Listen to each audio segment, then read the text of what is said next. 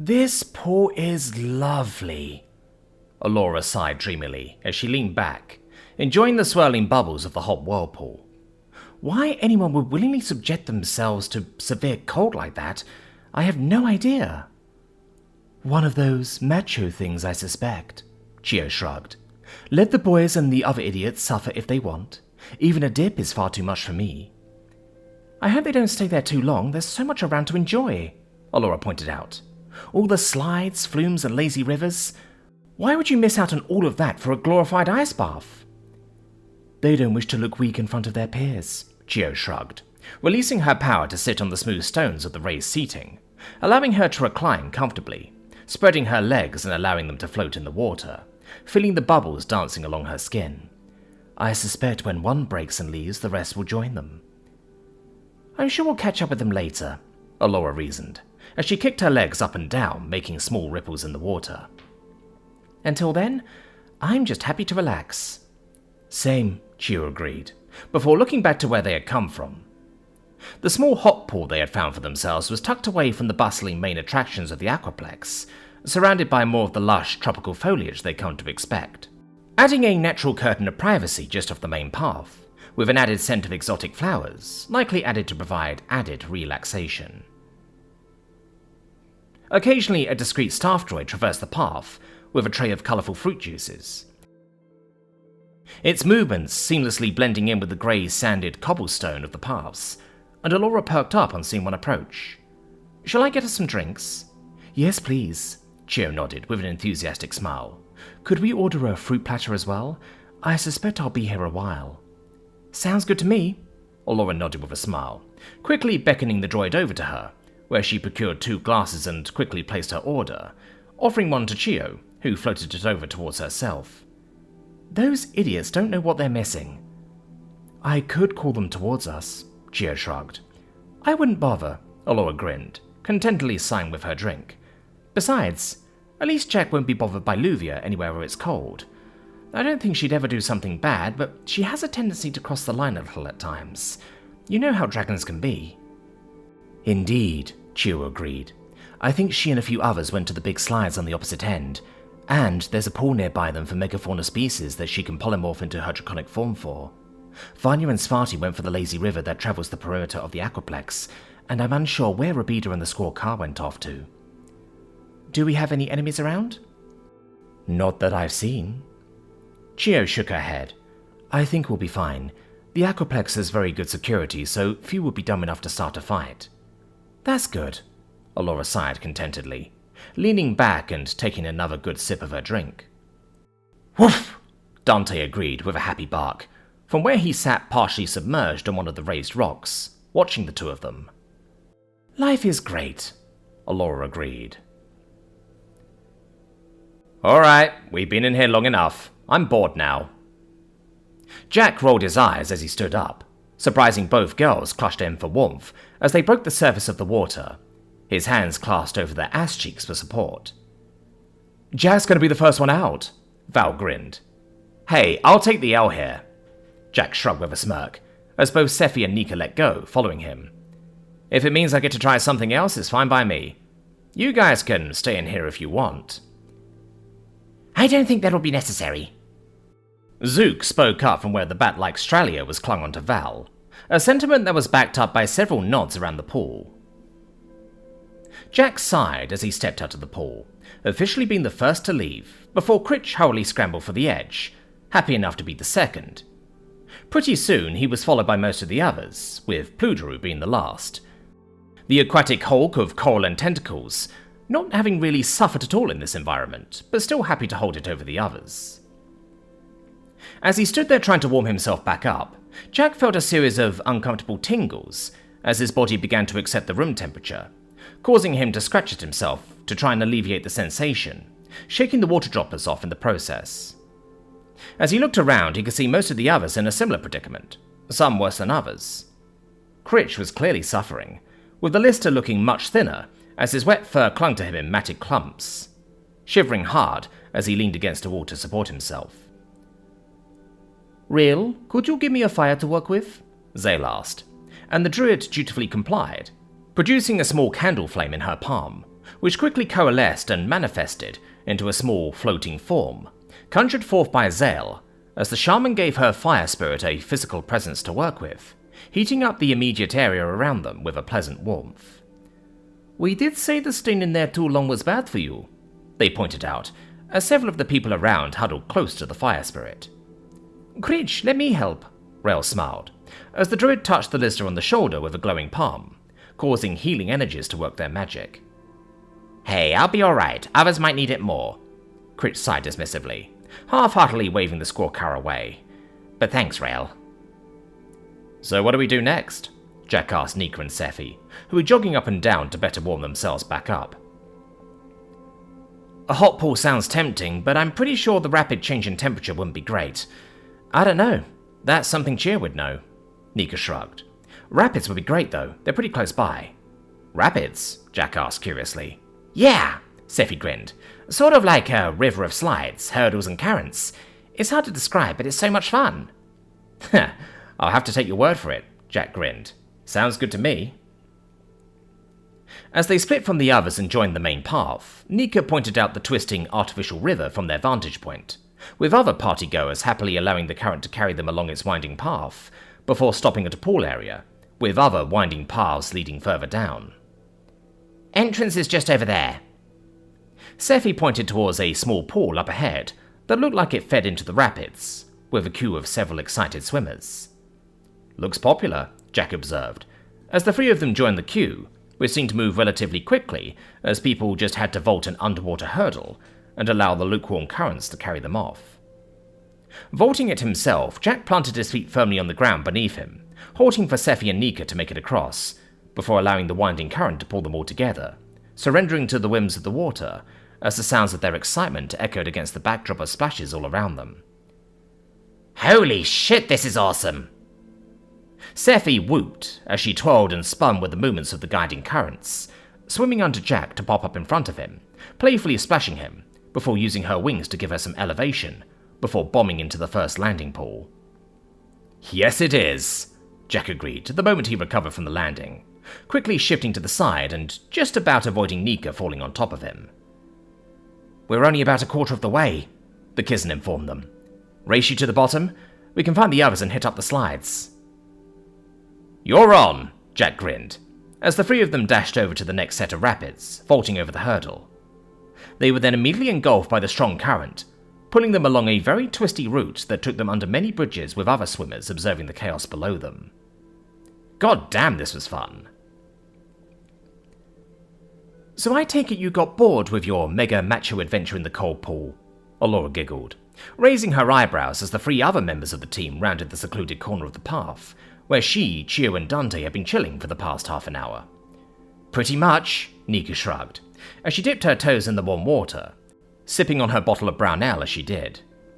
"Yeah, I think people were starting to suffer, so it was a good idea to stop," Jack added, roughly plonking down and dropping beneath the surface of the water to warm himself, holding his own ale above the water as he did before resurfacing. A bit dumb, but not something I could say no to. "Why not?" Chio asked with raised eyebrows. "To prove how hardcore we are, Chio," Scifi grinned as she sat down. "What self-respecting Shadowrunner wouldn't step up to the challenge?" "One with sense, I suspect," Chio shrugged. "What do you guys want to do then?" Allura asked, moving things along. "The light show might be good when it gets dark, but that won't be for another hour or two. The floating food court might be fun if we're hungry, and I think when it gets darker they'll be projecting some films on the ceiling, so we should all head to the lazy river for that." "I was thinking we should go for some of the big slides," Nika grinned. "Especially high air. Much better with people around to cheer you on." "I might not go for some of the more dangerous ones, but I fear if I stay here any longer, I'll fall asleep and miss out," Allura chuckled. "Yeah, the slides are fun," Chio conceded. "Let's go there." "Woof!" Dante barked in agreement. "I forgot how many stairs there were," Chio groaned about 5 minutes later, as the group ascended the towering staircase leading to the summit of the waterslide area. "Oh, stop whining, Chio," Nika told the Alethi as they kept ascending, anticipation mounting with each step. "At least there isn't a queue." "I think we're nearly there," Jack grinned with excitement, pointing ahead. "Yep, that's the summit," Allura panted as she climbed up after them. See, Chio, it's not so bad. Why can't this damn place invest in a lift? The Alethi retorted grumpily. At least we're here now. What ones are you all going for? I don't know the difference between all of them, Jack pointed out. Might as well go for all of them, unless you don't want to come back. We can all split and do whatever before meeting back up for the light show, Scifi proposed. They should give an announcement 10 minutes before, so if we head back to the wave pool when we hear it, we can get some inflatables and find one another. Good idea, Nika nodded. Though I think I'll stick with the slides for a bit longer. I'll admit I want to explore a bit, Jack shrugged. I'm sure we can do our own thing for a bit without getting into any trouble. I think you underestimate us, Allura laughed. But this is a safe place, we'll be fine. Nobody's being stingy on security after the latest conflicts. First things first, Nika grinned, pointing to the lip of a huge, intimidating-looking white slide that had a very steep incline. Jack, you've got to try high air. Holy shit, Jack muttered, walking over and having a look, taking in the panoramic view that revealed the vast expanse below them, watching the ant-like swimmers milling about beneath the gaps in the canopy of tropical trees. No way would this ship be allowed on Earth. Descending down at an almost vertical angle was an absolute monster of a slide that curved out towards the bottom, extending into a long ramp that launched out into a gigantic pool below that was occupied with many spectating swimmers, who began cheering the moment they saw someone at the top. Yeah, it's pretty wild, Nika grinned. Anyway, you first. Huh? Why me? Jack scoffed. That's more hardcore than an Olympic ski jump. Olympic? Ski? Chu asked, confused. Hey, don't worry, it's not that bad, Nika grinned. There haven't been any confirmed fatalities in years. That's not helping, Jack snorted in amusement. But it does look kinda awesome. Probably best to sit on the edge of the slide and drop rather than trying to jump, Allura pointed out, attempting to be helpful as Jack walked back to the edge. Yeah, no shit, Allura, Scifi grinned.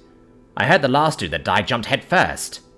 Yeah, I don't think I'll be trying that, Jack began, tentatively sitting on the lip of the slide. But I doubt it's any worse than anything we've done so far, if I'm honest. He shrugged as the spectators below cheered him on, before, without thinking, he just went for it.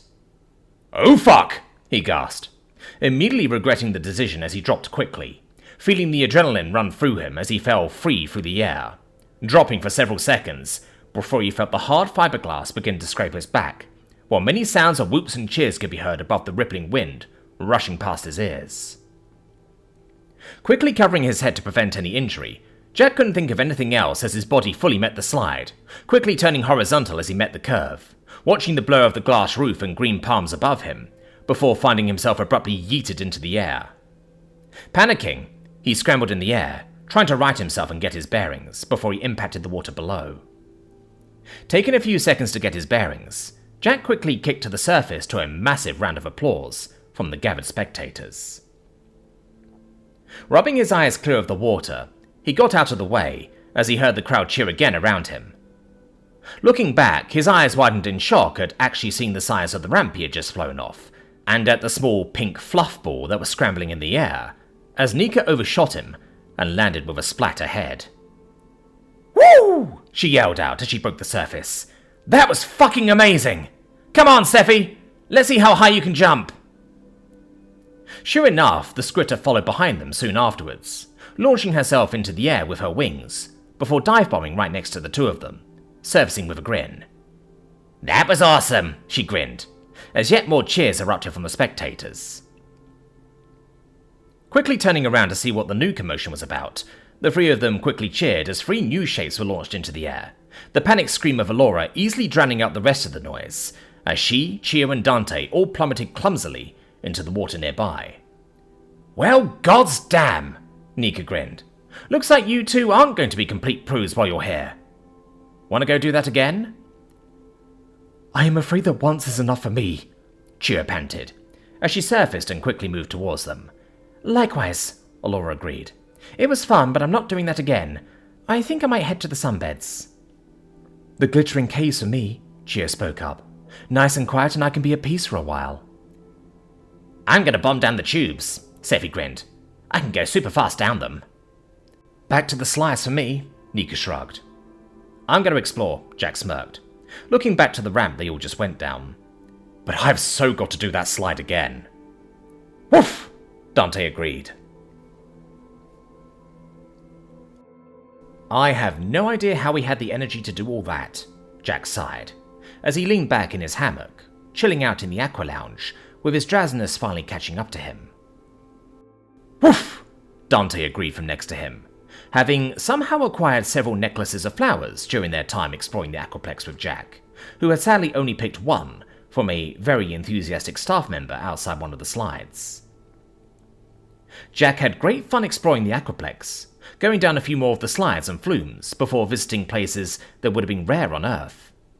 The aquatic dance floor with a live DJ was certainly something, with many of the students really going at it, though Jack didn't join in, not being a fan of clubbing in the first place, and being paranoid about drowning in a crush. Instead, he spent much of his time trying out the obstacle courses that would have put Wipeout to shame. Attention! This evening's light show shall begin in 10 minutes, a voice called out over the intercom, and Jack groaned and got up on reflex. Well, no rest for the wicked, he sighed, walking out of the pool and following the crowd of swimmers down to the main wave pool. Woof! Dante barked, dutifully following him, accepting a sausage from one of the food stands on the way, as Jack tried to find some snacks he could carry while swimming, eventually getting to the wave pool, which looked packed to burst with the number of people entering, even more so than when they first entered with the waves turned on. Jack, over here, a voice called out, and he turned to see Alora waving from halfway across. Ah, crap. You might need to sit this one out, boy. Jack apologetically patted Dante's head. Unless you can blink onto an inflatable or something, it probably isn't safe for you, let alone me. Dante whined for a moment as he blinked to the side, observing the madness below. Wish I could do that, Jack grumbled, as he strode forward through the crowd, trying to work out a route to where he wanted to go. Walking until the water was up to his knees, he tried his best to politely bypass a group of girls taking selfies, declining their requests to have him in their photos as he kept going, dodging past another group all on inflatables. Now treading water and trying to keep his chips above the surface, he awkwardly edged past a group of students having a natter, briefly giving polite greetings before moving on, cursing as his food got splashed by a group of lads engaged in a spirited water fight, before spotting Alora and a bunch of their friends just up ahead, leisurely floating on a bunch of bobbing tubes and inflatables, like some kind of impromptu flotilla. Attention! The light show will begin in 2 minutes. The announcement chimed out over the sounds of cheers from the excited crowd. Great, Jack sighed, as he yanked his food back from a frisky couple that were going at it, blissfully ignorant of everyone else around them as they got handsy underneath the water, before hurrying through an ongoing water volley match of some kind that had been set up, even though the crowd was very quickly engulfing the pitch, requiring room to watch the show. There he is. He sensed Chio inform the others. Over here. Yep, I see you, Jack called out. I don't suppose you can grab my chips? Sure, Chio smiled, as she telepathically pulled them to her float, as Jack made his way over to them much quicker, no longer encumbered by the snacks. Climb aboard, Alora invited, and Jack pulled himself up onto their inflatable raft, while Chio nonchalantly started munching on some of his chips. Looking up, he could see that his group of friends had settled into their corner of the crowded wave pool with a floating flotilla of inflatable tubes, linos, and rafts that they all attached closely to one another. Seeing that he didn't have much room to work with, he shunted himself further inwards away from the edge, playfully grabbing his chips back from Chio as he looked around and confirmed that all his friends were accounted for. He was the last one. Several seconds followed, and as the solar plate floating in orbit above them covered their access to light, turning day to night, the crowd cheered in anticipation as a new warm light turned on above them, engulfing them in the faint blue glow. The crowd then began to quieten as the first flickers of activity emanated from beneath the surface of the pool, creating a shimmering dance of colours beneath them. Slowly, these began to intensify, casting a gentle glow that reflected off the ripples caused by the crowd. Making themselves more comfortable, Jack barely noticed as Chio moved in close for a cuddle, enchanted as he was by the display. As the waves gently waxed and waned around them, The many hues of the light conducted to slow waltz of blues, greens, and purples that cast a serene ambience over the pool. Slowly, the sounds of a musical accompaniment began to play, though as he looked around, Jack could not tell where it came from, seeming to echo all around the aquaplex. It was a strange melody, something he would describe as classical, but so far removed from the old music he'd been forced to learn in school. It was harmonious, but impossible at the same time. He felt that no human could possibly replicate the timbres and deep, resonating sounds that echoed within his very soul, as the lights beneath swelled to their command, intensifying into a vibrant symphony of colours that refracted off the rippling waves. As the music heated up, the lights transitioned to fiery pinks and oranges, as the water below and the ceiling above became a living canvas, with flickering glows of colour that told a tale with no context, reason or sense. It just was. Nobody said anything as they were caught in the mesmerising embrace, and Jack's eyes went wide as the lights seemed to rise up from the water like fireflies, painting a picture of sensation all around him. He had never seen anything like it. Yet still the music intensified. Faster, stronger, louder, as the waves around them seemed to be commanded by it. As the sensation swelled to its zenith, the lights reached a dazzling climax, illuminating the entire aquaplex in a riot of colours, as the crowd cheered and applauded, taking over as the music came to its conclusion, and the light seemed to retreat back in on itself, fading away before the water itself glowed fluorescent and multicoloured, almost appearing to Jack like the liquid of a glow stick. "So what do you think, Jack?" Allura asked him with a smile, leaning back to take a look at him. "Did you enjoy the show?" "I've never seen anything like that before," Jack finally gasped out, utterly gobsmacked by what he had just seen. "That was amazing." "I'm glad," Allura sighed in relief. "I wanted to show you that there is good to be found in this realm of existence. Not everything has to be so bad." "Yeah," Jack nodded in agreement. "Everything here has been amazing. The slides, the pools, the drinks, the atmosphere." "Your super attractive teammates wearing barely anything?" Chio teased. "Alright, I'll admit it," Jack chuckled. "Things aren't so bad here."